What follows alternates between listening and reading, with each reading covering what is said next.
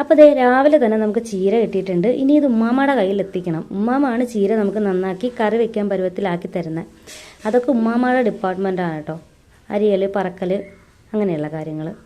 അപ്പോൾ നമുക്കിത് കൊണ്ടുവന്ന് ഉമ്മാമ്മക്ക് കൊടുത്തിട്ട് വരാം. ഇത് മാത്രമല്ല വേറെ കുറച്ച് കാര്യങ്ങളുണ്ട് ഉമ്മാമ്മക്ക് കൊണ്ടുപോകാൻ വേണ്ടിയിട്ട്. കുറച്ച് ഫ്രൂട്ട്സൊക്കെയാണ്. അപ്പോൾ ഇതൊക്കെ കൊണ്ടുപോയിട്ട് വരാം.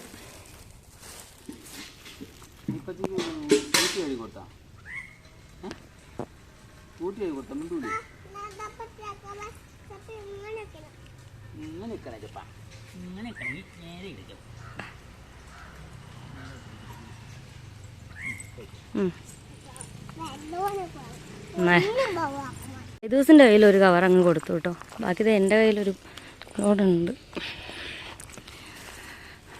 വെയിറ്റ് ഇല്ലാത്തത് അവൻ്റെ കയ്യിൽ കൊടുത്തു. വീടല്ലേ, നല്ല ചരളുണ്ട്. ഓക്കെ.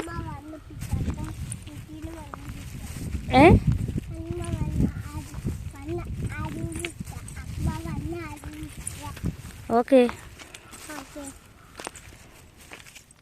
വീടിനടുത്ത് എത്താറായപ്പോഴേക്കും ഒരു കൂട്ടം പട്ടികളെ സൈഡിൽ നിന്ന് ഓടി വന്നു കേട്ടോ. പിന്നെ അവിടെ ഐതൂട്ടിനെ പോസ്റ്റാക്കി നിർത്തിയിട്ട് അതിനെല്ലാം ഓടിച്ചു വിട്ടിട്ടാണ് കയറി വന്നത്. കയറി വന്ന പാടെ ചെരുപ്പൊക്കെ ഊരിയിടാൻ നോക്കുന്നുണ്ട്. നല്ല കൊച്ചാട്ടോ, മര്യാദ ഉള്ള കൊച്ച. രാവിലെ ഉപ്പച്ചിയുടെ കൂടെ കടയിൽ പോയി മുട്ടായിയൊക്കെ മേടിക്കണം എന്ന് പറഞ്ഞിട്ട് ഐതൂട്ടി ഭയങ്കര വാശിയായിരുന്നു കേട്ടോ. അത് ഉമ്മാമ ഇവിടെ ഇരുന്നോണ്ട് കേട്ടിട്ടുണ്ടായിരുന്നു. എന്തിനാ വാശി പിടിക്കുന്നത്, പല്ലൊക്കെ പുഴു കൊണ്ട് പോവില്ലേ എന്നൊക്കെ ഉമ്മാമ ചോദിക്കുന്നുണ്ട്. അത് മുന്തിരിങ്ങ അതൊക്കെ കൊച്ചുങ്ങൾ കൊടുക്കാൻ എന്തിനാണ് കൊണ്ടുവരുന്നത്?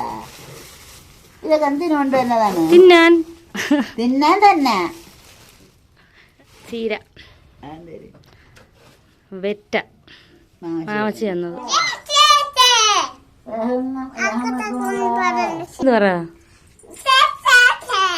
എടാ ദിവസം എന്തെങ്കിലും നല്ല കാര്യങ്ങൾ പറഞ്ഞു കൊടുക്കാൻ തുടങ്ങി അവൻ കാണിക്കുന്ന ഒരു ആക്ഷനാണ് കേട്ടോ ഇപ്പൊ കണ്ടത്. എടാ ബിസ്മില്ലാഹി റഹ്മാനി റഹീം എന്ന് പറ. ഞങ്ങൾ വീട്ടിൽ നിന്ന് വന്നത് ഒരു 11 മണിക്കാണ് കേട്ടോ. ഇപ്പോൾ ടൈം 1:30 മണിയാണ്. ആ ഒരു 11, 12, 2.5 മണിക്കൂർ കൊണ്ട് ഉമ്മാമ ഈ ചീര വൃത്തിയാക്കുന്നുണ്ട്. എന്ത് നമ്മൾ ചെയ്യാൻ കൊണ്ട് കൊടുത്താലും ഇത് തന്നെയാണ് കേട്ടോ അവസ്ഥ. ആൾക്കവിടെ വെറുതെ ഇരുന്നിട്ട് ബോറടിക്കുന്നതുകൊണ്ട് ഇങ്ങനെ പതുക്കെ ചെയ്ത് സമയം കളയും. അതുപോലെ തന്നെ വൃത്തി വളരെ പ്രധാനപ്പെട്ടതാണ്. ഇതിൻ്റെ പൂവും അതുപോലെ ഇതിൻ്റെ തൊലിയൊക്കെ വിരിഞ്ഞെടുത്തിട്ട് ഇതിനെ ഭയങ്കര ക്ലീനാക്കി കഴുകി അങ്ങനെ കട്ട് ചെയ്യുള്ളൂ. അതാണ് തൃപ്തി. അപ്പോൾ എന്തായാലും ഇന്നിത് വെക്കാൻ പറ്റില്ല. നമ്മൾ നാളെ വെക്കേണ്ട സാധനങ്ങളാണ് ഇന്നേ കൊണ്ടുവന്ന് കൊടുക്കേണ്ട കേട്ടോ. അപ്പോൾ അവിടെ നിന്ന് തിരിച്ചിറങ്ങി വന്നപ്പോൾ എന്താ സ്പെഷ്യലായിട്ട് ഉണ്ടാക്കുമെന്ന് വിചാരിച്ചപ്പോൾ അവിടെ ഒരു കരിക്കിരിക്കുന്നുണ്ടോ. അപ്പോൾ ഞാൻ വിചാരിച്ചു എന്തായാലും ഷെയ്ക്ക് അടിക്കാമെന്ന്. അങ്ങനെ ഇത് പൊളിക്കാനായിട്ട് ഭയങ്കര പാടായിരുന്നു കേട്ടോ. ഇത് വെട്ടാൻ അറിയാവുന്നവരെ കൊണ്ട് ഇത് എളുപ്പത്തിൽ ചെയ്യാൻ പറ്റത്തുള്ളൂ. എന്നെക്കൊണ്ട് ഇത് അറിയാത്തത് കൊണ്ട് എങ്ങനെയെങ്കിലുമൊക്കെ ഒപ്പിച്ചെടുത്തു. ഒരുപാട് തവണ ഇങ്ങനെ കയ്യിൽ നിന്ന് പോയിട്ടും ഞാനിങ്ങനെ കട്ട് ചെയ്ത് എടുത്തു കേട്ടോ. അപ്പോൾ പാല് തിളപ്പിച്ച് തണുക്കാനായിട്ട് ഫ്രീസറിലോട്ട് കയറ്റി വെച്ചു. പിന്നെ നമ്മൾ തേങ്ങാവെള്ളം മാറ്റി വെച്ചു. അപ്പോഴാണ് ഒരു പണി കിട്ടിയത്. ഇത് കരിക്കായിരുന്നില്ല കേട്ടോ, ഒരു പകുതി തേങ്ങ ആയിട്ടുണ്ടായിരുന്നു. നമ്മൾ സ്പൂണിട്ട് കോരുന്ന ഒരു പരുവമല്ലായിരുന്നു. അപ്പോഴേക്കും നോമ്പ് കഞ്ഞി പള്ളിയിൽ നിന്ന് മാമച്ച് വാങ്ങിക്കൊണ്ട് തന്നതാണ്. അതങ്ങോട്ട് മാറ്റി വെച്ചു. അത് കഴിഞ്ഞപ്പോഴേക്കും അനിയത്തിയും ഹസ്ബൻഡും കൂടെ വന്നു കേട്ടോ. 3 ദിവസമായി ഇവിടുന്ന് ചെക്കപ്പിനെന്നും പറഞ്ഞ് പോയിട്ട്. അപ്പോൾ ഫസ്റ്റ് ദിവസം സ്കാനിങ് കഴിഞ്ഞപ്പോൾ ഡോക്ടറെ കാണാൻ പറ്റിയില്ല. അങ്ങനെ അവിടെ ഒരു റിലേറ്റീവിൻ്റെ വീട്ടിൽ താമസിച്ചിട്ട് പിറ്റേ ദിവസം ഡോക്ടറൊക്കെ കണ്ടിട്ടാണ് വന്നത്. ഇവിടുന്ന് ഒരുപാട് ദൂരമുണ്ട്, അവർക്ക് യാത്ര ചെയ്യാൻ നല്ല ബുദ്ധിമുട്ടുണ്ട്. അപ്പോൾ അൽഹംദുലില്ലാ കുഴപ്പമൊന്നുമില്ല, ആൾ ഹാപ്പി ആയിട്ട് വീട്ടിലെത്തി.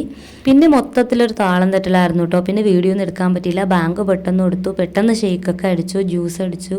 അങ്ങനെ കുറേ അവൾ വന്ന് കയറിയപ്പോൾ ആ ഒരു വർത്തമാനത്തിൽ സമയം പോയത് അറിഞ്ഞില്ല കേട്ടോ.